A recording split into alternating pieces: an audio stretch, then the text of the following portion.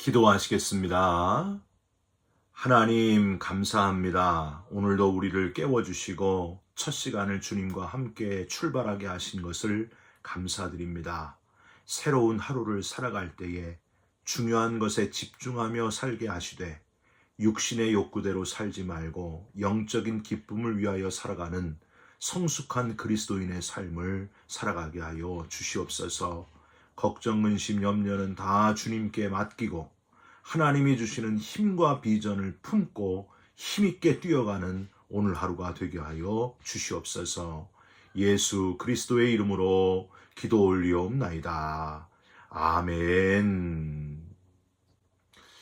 오늘 함께 묵상하실 말씀은 느헤미야 7장 5절부터 60절까지의 말씀입니다. 내 하나님이 내 마음을 감동하사 귀족들과 민장들과 백성을 모아 그 계보대로 등록하게 하심으로 내가 처음으로 돌아온 자의 계보를 얻었는데 거기에 기록된 것을 보면 옛적에 바벨론 왕 느부갓네살에게 사로잡혀 갔던 자들 중에서 노임을 받고 예루살렘과 유다에 돌아와 각기 자기들의 성읍에 이른 자들 곧 스룹바벨과 예수아와 느헤미야와 아사랴와 라하мя와 나하마니와 모르드게와 빌산과 미스베렛과 비그웨와 느훔과 바하나와 함께 나온 이스라엘 백성의 명수가 이러하니라. 바로스 자손이 2172명이요 스바랴 자손이 372명이요 아라 자손이 652명이요 바한 모압 자손 곧 예수아와 요압 자손이 2818명이요 엘람 자손이 1254명이요 삿두 자손이 845명이요 삭게 자손이 760명이요 빈누이 자손이 648명이요 부베 자손이 628명이요 아스갓 자손이 2322명이요 아도니감 자손이 667명이요 비그웨 자손이 2067명이요 아딘 자손이 655명이요 아델 자손 곧 히스기야 자손이 98명이요 하숨 자손이 328명이요 베세 자손이 324명이요 하립 자손이 112명이요 기브온 사람이 95명이요 베들레헴과 느도바 사람이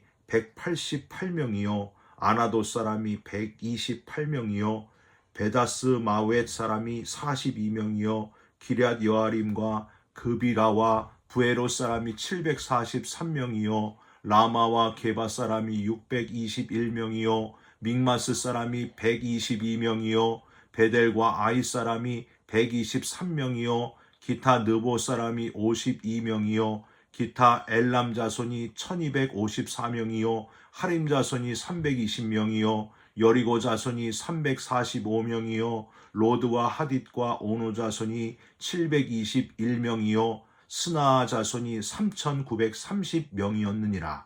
제사장들은 예수아의 집 여다야 자손이 973명이요 임멜 자손이 1052명이요 바수울 자손이 1247명이요 하림 자손이 1017명이었느니라. 레위 사람들은 호드야 자손 곧 예수아와 간미엘 자손이 74명이요 노래하는 자들은 아삽 자손이 148명이요 문지기들은 살룸 자손과 아델 자손과 달문 자손과 악굽 자손과 하디다 자손과 소베 자손이 모두 138명이었느니라.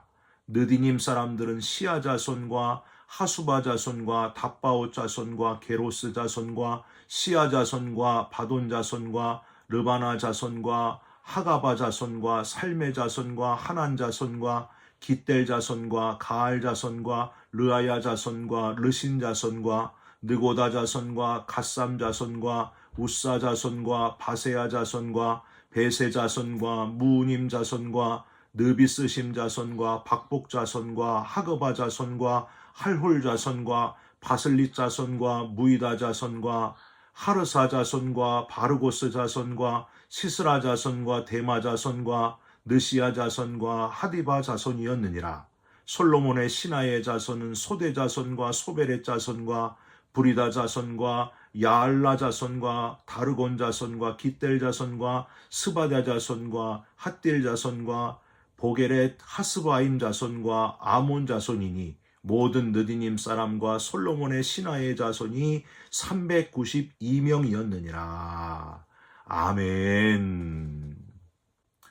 오늘은 느헤미야 7장 5절부터 60절까지의 말씀으로 무엇이 중언디, 무엇이 중언냐고, 무엇이 중언디, 무엇이 중언냐고 라는 제목의 말씀을 함께 나누고 기도하는 시간을 갖겠습니다.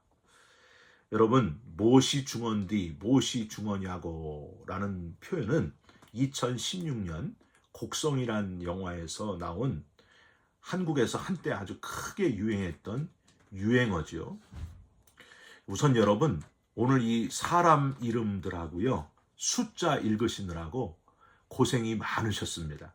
한국 사람 이름도 한 글자도 안 틀리고 읽기가 어려운데 이스라엘 사람 이름 읽으시면서 안 틀리신 분은 거의 한 사람도 없으실 겁니다. 왜 이렇게 사람 이름이 많은가? 꼭 이걸 다 읽어야 되나? 여기서 도대체 뭔 은혜를 찾을 수 있는가 하고 상당히 난해하게 생각하시는 분이 많을 텐데, 한마디로 말씀드리면 사람이 중요하다. 사람이 중요하기 때문에 이걸 읽을 필요가 있다 하는 것을 깨달으시기 바랍니다. 이 명단은요, 이스라엘이 이제 포로에서 돌아온 1차, 2차, 3차의 명단 중에서 1차에 해당하는 자들의 명단입니다. 똑같은 명단이 에스라 2장에 나옵니다. 조금 다르긴 하는데 거의 일치하는 1차 귀환자들 명단인데 2차, 3차는 귀환한 시기가 얼마 안 돼서 인구를 파악하기가 쉬웠어요. 그런데 1차 귀환은 지금 100년이나 지났을 때였습니다. 그러니까 이게 옛날 것들을 다 찾아가지고 느헤미야가 왜 이 1차 인구조사 인원들을 다시 점검하고 정리를 했을까? 여러분 한번 잘 생각해 보시길 바랍니다. 당시의 예루살렘 성은요, 여전히 파괴된 상태에 있었고 1차 포로 귀환으로 돌아온 유대인들조차도 거주하기를 꺼리는 그런 성읍이었습니다. 학사였던 에스라가 아무리 종교개혁에 불을 당기고 있었을지라도 실제 예루살렘 성 안쪽에서 거주하는 사람은 거의 찾기가 어려운 상태였습니다. 그런 상황에서 아무리 52일 만에 성벽을 재건했다고 하더라도 만약에 그 사람들이 그 예루살렘 성 안쪽에 살지 않으면요, 성도 소용이 없고 성벽도 소용이 없는 거 아니겠습니까? 느헤미야는 거기에 사는 사람이 중요했기 때문에 처음 귀환한 1차로 귀환한 자들을 자세히 조사하여서 그들로 하여금 앞장서서 예루살렘 성 안에 살도록 이주할 계획을 가지고 이 명단을 작성한 겁니다. 철저히 인구조사를 한 거예요. 여러분, 여기서 우리는 오늘 말씀 제목 무엇이 중언디, 무엇이 중언냐고 하는 그 첫 번째 대답과 교훈을 얻을 수 있습니다. 여러분, 무엇이 중요할까요? 사람이 중요하다는 거예요. 사람. 신앙생활에서 사람이 가장 중요하다 하는 사실을 먼저 깨달으시기를 바랍니다. 목회자들이 실수할 때가 있어요. 여러분, 교회 부흥이 뭡니까? 사람이 많아지는 거예요. 몇백 명, 몇천 명 이렇게 많아지는 게 교회 부흥일까요? 그게 첫 번째가 아니에요. 교회 부흥은 한 사람 한 사람이 하나님의 사람이 되는 것, 한 사람 한 사람이 하나님을 뜨겁게 만나고 잃어버렸던 신앙을 회복하여 성숙한 그리스도인이 되는 것, 그게 부흥입니다. 그게 첫 번째예요. 그 다음에 따라오는 것이 사람 숫자의 부흥인 거죠. 여러분, 이 느헤미야의 인구조사를 다윗이 한 인구조사하고 비교할 필요가 있어요. 사무엘하 24장에 보면은 다윗도 인구조사를 하지 않았습니까? 자그마치 9달 20날 동안 인구조사를 실시했습니다. 그런데 다윗은 이 인구조사한 것 때문에 하나님이 진노하셔서 벌을 받게 됩니다. 그래서 7만 명이나 되는 백성들이 전염병으로 하루아침에 죽게 되죠. 여러분, 둘의 차이가 뭐였습니까? 느헤미야의 인구조사, 다윗의 인구조사. 느헤미야는 예루살렘 성 안에 하나님의 백성이 살도록 하기 위해서 성벽만 짓는 것보다도 그 안에 사람들, 하나님의 백성들이 사는 것이 하나님의 온전한 뜻이었기 때문에 인구조사를 했던 거예요. 그런데 다윗은 왜 인구조사를 했어요? 내 군사가 몇 명이나 되는지를 알아보기 위해서, 나를 드러내기 위해서, 내 힘과 내 권력을 조사하기 위해서 인구조사를 했던 거예요. 여러분, 이게 중요합니다. 건물보다 사람이 중요한데 그 사람들이 하나님의 뜻에 맞는 하나님의 사람이 되는 것, 이게 느헤미야의 첫 번째 관심이었다 하는 것을 기억하시기 바랍니다. 두 번째로, 편안이 중요한가 평안이 중요한가, 이걸 생각해 봐야 돼요. 무엇이 중요할까요? 무엇이 중요한디? 무엇이 중요하냐고. 무엇이 중요해요? 평안이 더 중요해요. 오늘 본문을 조금 더 자세히 보면은요, 8절부터 38절까지는 일반 백성들 명단이고요, 또 명수고, 39절부터 42절은 제사장들 이름하고 명수, 그리고 43절부터 45절은 레위인 명단 명수들입니다. 그리고 46절부터 마지막 60절은 느디님 사람들의 명단이 나와 있어요. 여러분, 여기서 39절에서 42절 제사장, 이 총 숫자가 몇 명입니까? 여러분 한번 다 더해 보세요. 제가 미리 다 더해 보니까 4289명이에요. 그럼 43절부터 45절 레위인들의 숫자는 총 몇 명일까요? 제가 미리 더해 보니까 약 360명 정도 됩니다. 여러분, 뭐가 문제가 있어요? 차이가 너무 크잖아요. 조금은 나는 게 아니라 엄청난 차이가 나요. 근데 생각해 보세요. 제사장이 많아야 돼요? 레위인이 많아야 돼요? 원래 레위인이 많아야 됩니다. 제사장들, 하나님께 직접 제사 드리는 인원보다 그 제사를 돕는 레위인들이 배나 더 많아야 돼요. 훨씬 많아야 돼요. 근데 왜 이렇게 제사장들이 더 많았을까요? 여러분 한번 생각해 보십시오. 왜 레위인들의 숫자가 이렇게 적었을까요? 에스라서 8장에 보면은요, 아와 강가에서 그 금식하면서 했던 고장, 에스라서 8장에 보면은요, 거기 레위인은 한 사람도 귀환하지 않았다 하는 내용이 나와 있어요. 그래서 가서 레위인을 다시 잡아온 거예요. 여러분, 왜 그럴까요? 레위인들이 왜 이렇게 오지 않았을까요? 바벨론 생활에 안주한 겁니다. 여기가 조사오니. 포로 생활이 길어지다 보니까 뭐하러 고향으로 돌아가냐. 이미 다 파괴되고 그냥 일만 많을 텐데 그냥 여기가 편안히 하면서 바벨론 생활에 익숙해진 레위인들이 한 명도 귀환하지 않은 겁니다. 레위인들이 그런 편안의 삶을 선택했다 하는 걸 우리는 여기서 발견할 수 있습니다. 그런데 제사장들은 어떻게 그럴 수가 있느냐. 우리 고향, 그토록 가고 싶었던 내 땅으로 돌아가야 되지 않겠느냐 하면서 사명감을 붙들고 편안한 길이 아니지만은 평안을 선택했다는 거예요. 영적인 안식, 비록 몸은 힘들어도 하나님이 우리에게 주신 그곳으로, 원래 우리 땅으로 좁은 길로 걸어갔다 하는 겁니다. 여러분, 우리도 신앙생활 편안하게 하고 싶은 유혹에 빠질 때가 많습니다. 에이, 뭐 그렇게 힘들게 신앙생활 할 필요가 뭐 있나. 그냥 주일에 한 번만 잠시 교회 가면 되는 거고, 교회가 다 거기서 거기 다 똑같지 뭐. 건물 편하고 아무 일 안 해도 그저 시원하고 따뜻하고 아무것도 노력하지 않아도 편하게 다닐 수 있는 교회. 여러분, 그렇게 신앙생활 하면은요, 다른 종교랑 무슨 차이가 있습니까? 정말 예배를 보러 다니는 사람들이라는 거예요. 예배를 구경하러 다니는 사람들이 많다는 거예요. 여러분, 예배는요, 하나님 앞에 드리는 거예요. 하나님께 온전히 드리기 위해서, 우리가 제사, 예배 드리기 위해서 교회에 나온 건데, 최선을 다해서 드리고 헌신해야 되는데, 당장 내 몸 편하는 게 좋아서 주차장 편하고 교회 그냥 주일날 아침 한 번만 잘 다닐 수 있으면 그게 좋다. 그래가지고 교회 교단이 한 남자와 한 여자의 결혼, 성경적인 결혼, 그걸 빼버리고 말이에요. 동성애자 목사 안수를 주고 이렇게 이상하게 가는데도 그러든지 말든지 그냥 편하게 다닐 수만 있으면 교회 다니면 되지 않느냐.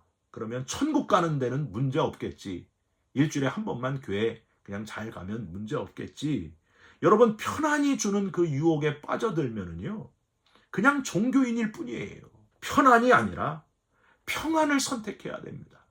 예배 장소가 불편해도, 해야 할 일이 많아도 하나님께 드리는 기쁨, 영혼 구원의 기쁨, 말씀을 들으면서 내가 깨지고 삶이 변화되고 십자가를 지게 되고 영적으로 살아있게 되는 그 길, 그 좁은 길, 그게 바로 생명의 길이고 구원의 길이고 진짜 그리스도인의 길이라고 하는 겁니다. 그런데 그 영적으로 살아있는 그 길을 버리고 편한 길, 쉽게 갈 수 있는 길, 그 길을 선택하면 그 길은 그냥 종교인으로 끝난다는 거예요.